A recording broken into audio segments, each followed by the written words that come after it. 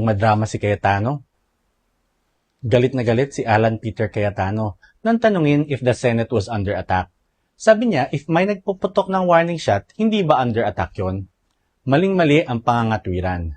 Kung tao ng Senado ang nagpaputok, paano naging ikaw ang under attack? Paano naging under attack ang Senate?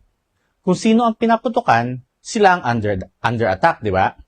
Inamin niya na OSAA ng Senate ang nagpaputok. Warning shot daw against the NBI. So, the NBI was the one under the attack, not the Senate, di ba? Isa pa, warning shot nga eh. By definition, hindi siya direct shot. Paputok siya sa taas na walang intended na target. Ang drama-drama, no? May pa-pound-pound on the table pa. Well, ito yun eh. May kasabihan kaming mga abogado. If your case is weak on the facts, pound on the law. If the case is weak on the law, pound on the facts.